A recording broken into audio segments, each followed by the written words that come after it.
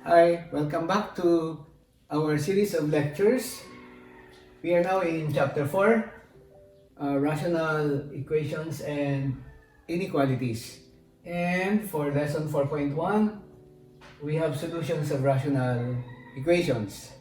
So, our objective here is for you to be able to solve rational equations. Okay, let's see. Let's start by defining a rational or fractional equation. Let's start by defining what a rational or fractional equation is. So we say that a rational equation is an equation whose numerator or denominator is a polynomial with integral or rational coefficients. Okay, let's have this definition. It is an equation whose numerator or denominator is a polynomial with integral or rational coefficients. Okay, example here. So this is actually over 5 or over 2x plus 5 over 7 equals 3 is actually a rational equation, but we wouldn't want to be interested with this equation whose denominator is a constant. We will be more interested with something like this. 7 over 2x plus 5 equals 3, where the denominator is a non-constant polynomial. Okay? So, how do we solve a rational equation of this form, for example? This particular form here, 7 over 2x plus 5 equals 3. Before we solve this, we are going to determine the domain of this equation. The domain of this equation here is everything that will not make the denominator 0. So therefore here, the domain here will be all x such that 2x plus 5 should not be equal to 0. Okay? So I will say here, x should not be equal to negative 5 over 2. Or you can say the domain is x such that x element real except negative 5 over 2. Okay, negative 5 over 2 will make this denominator 0 and division by 0 is not allowed. This one is a simple rational equation, one fraction on the left and one fraction on the right. Okay? If you have this form here, you can just cross multiply. Let's say, let's have a rule here. If x over y equals a over b, then I can just cross multiply. Bx equals ay and you can solve for x. Okay. So, this is a theorem there. If I have this one here, I will now have 7 over 2x plus 5 equals 3. This is 3 over 1. So, cross multiplying gives me 3 times 2x plus 5 equals 7 times 1. Or this will give me the linear equation 6x plus 15 equals 7. Or 6x equals minus 15 plus 7, or 6x equals negative 8, or x is negative 8 over 6. You can have there negative 4 over 3. This one is in the domain. So, we expect this one here to be the solution to this equation, which means that when x equals negative 4 over 3, then the left hand side should be equal to 3. Let's check that. To check whether that one is correct, we get it. 2 times negative 4 over 3 plus 5. Is this equal to 3? Okay? Having the one here, I get 7 over, this one gives me negative 8 over 3 plus 5. Is this equal to 3? I will get 7 over the denominator is minus 8 plus 15. And I get here 7 over 15 minus 8 is 7 divided by 3. Is this equal to 3? Indeed, this is 7 times 3 over 7 equals 3. Therefore, our solution set here is negative 4 over 3. So, first things first that you want to do is, when you solve a rational equation, you have to determine the domain. Okay? And you know that the domain is the set of possible values of the variable involved. The next example does not have only one fraction on the left, only one fraction on the right. So what we do here is, we are going to get the LCM of these denominators. Okay? And then we will use that LCM to multiply the whole equation by that quantity so that these denominators will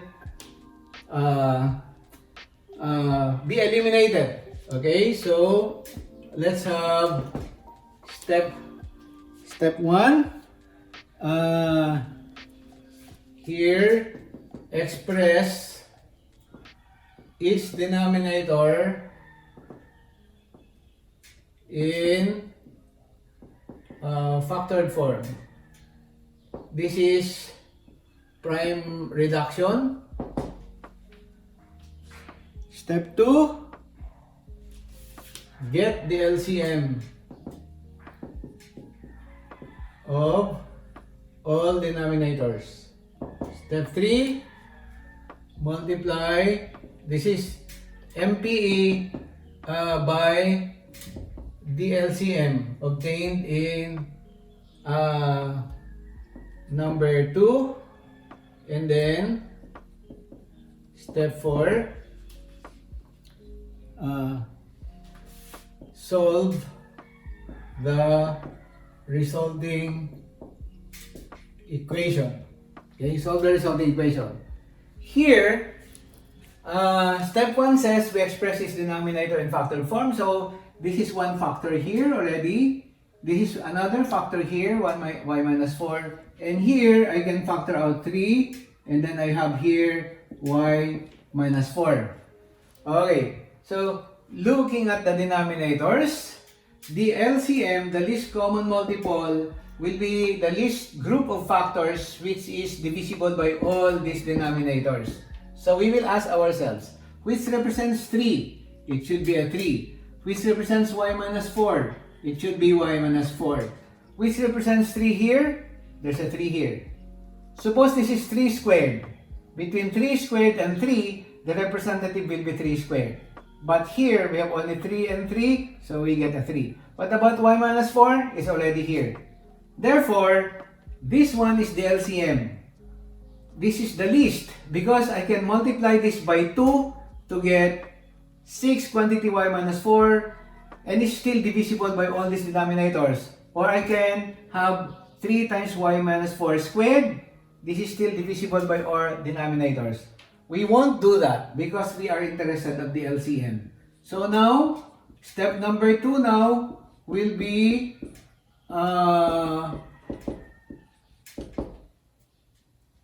step number 3 now will be applying MPE to the equation using the LCM that you got. So I will multiply everything by 3 times y minus 4. Now, if I multiply this and this, 3 and 3 will cancel, so I will have 4 times y minus 4. This and this one cancels out, so I get plus 3 times 7. And here, I will get y minus 1. Then we will solve for this resulting equation. 4 times y is 4y minus 16 plus 21 equals y minus 1. APE, I will get here 3y. 21 minus 16 is 5. Transferring it to the other side becomes negative 5, or I will get negative 6. And y will be equal to negative 2. Okay, y equals negative 2. Here is negative 2 in our domain. Yes. In fact, the domain here is x element real except what? Except 4. Okay. But since we multiplied an equation by a variable expression, we may have the tendency to introduce an extraneous root. So therefore, we have to check the obtained answer here.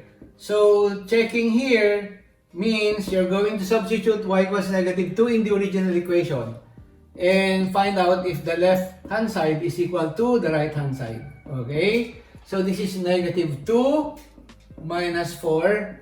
Is this equal to negative 2 minus 1? And this is 3 times negative 2 minus 12. Simplifying this, we get 4 over 3 minus 7 over 6. Is this equal to negative 3 over, what's this? Negative 6 and negative 12 is negative 18, or this is 1 over 6. Let's find out if the left hand side is 1 over 6. LCD is 6. 6 divided by 3 is 2 times 4 is 8. 6 divided by 6 is 1 times 7 is 7. Indeed, this one is equal to 1 over 6. Therefore, we can now say that the solution to this equation is negative 2. Okay? So, if this one did not satisfy, this should be y. If this y equals negative 2 did not satisfy this equation, then we say that negative 2 is an extraneous solution. Okay? Extraneous solution. Okay, so let's have the third example. Okay, let's have this example here. Again, we do not have one fraction on the left and one fraction on the right, so we have to follow these steps again. Express this denominator in factored form. Expressing the denominator in factored form, we said a while ago that process is prime reduction. Okay, prime reduction. Okay, here, this is considered as one factor. This is another factor. This one is a sum, and I can factor out x out. So I get x times x plus 3. Okay, step number 2, get the LCM. LCM will be the least group of factors that will be divisible by each of these. So you just have to find out what represents x plus 3. It will be x plus 3. What about x? It will be x. What about x here? It's already here. What about x plus 3? It's already here. Therefore, this is our LCM again. And the next step is to multiply everything by the LCM of the denominators. We get here x times x plus 3. Okay, I am multiplying an equation by a variable expression. I may introduce an extraneous root or not at all. Okay, so the first term times this will give me what? 4x, and this times this will give me 3 times x plus 3, and this times this will give me a 9. Then we will solve the resulting equation. We get 4x plus 3x plus 9 equals 9. And I will get here what? X equals 0. 7x equals 0, or x equals 0. Note that the domain of this equation here is x element real except negative 3 and 0. So what we arrived at here is x equals 0, which means x equals 0 is an extraneous root. I don't need to substitute here anymore because x equals 0 is not in your domain. Okay?